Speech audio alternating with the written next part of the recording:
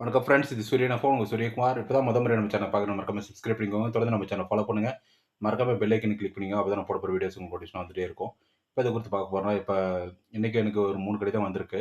அது ஒரு success story தான் பார்க்க போறோம். ஒன் பை ஒன்னா 3 கடிதத்த பத்தி பார்க்கலாம். இப்ப பார்த்தீங்கன்னா, முதல் தலைமுறை பட்டதாரி வந்து எல்லாமே தெரிஞ்சிருப்பாங்க. அதுல வந்து நெறைய பேரு முதல் தலைமுறை பட்டதாரில பொறியியல் படிப்பு சேர்ந்து இன்ஜினியரிங் நெறைய மாணவர்கள் வந்து படிச்சிருப்பாங்க. தமிழ் வழியில பொறியியல் படிக்கிறதுக்கான வாய்ப்பு ஏற்படுத்தி குடுத்துருக்காங்க தமிழக அரசு.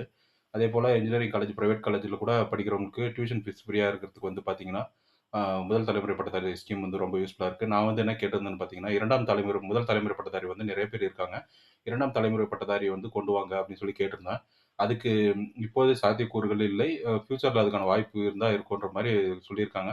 இப்போதைக்கு அதுக்கான வாய்ப்பு இல்லன்னு சொல்லியிருக்காங்க. இது நான் கேட்டிருக்கேன். இது தமிழக அரசுக்கு பரிந்துரையா போயிருக்கும். அவங்க நாலேட்ஜுக்கு கொண்டு போயிட்டா, அ ஃபியூச்சர்ல இது வரதுக்கான வாய்ப்பு இருக்கலாம். இதுவும் என்னோட சக்சஸ் ஸ்டோரி தான். இது என்னோட சக்சஸ் ஸ்டோரி 51. இது போன்ற அப்டேட் இந்த விரிவான தகவலுக்கு தொடர்ந்து நம்ம சேனல ஃபாலோ பண்ணிட்டே இருங்க. சூரியகுமார், சூரியன் எஃப்எம். Thank you.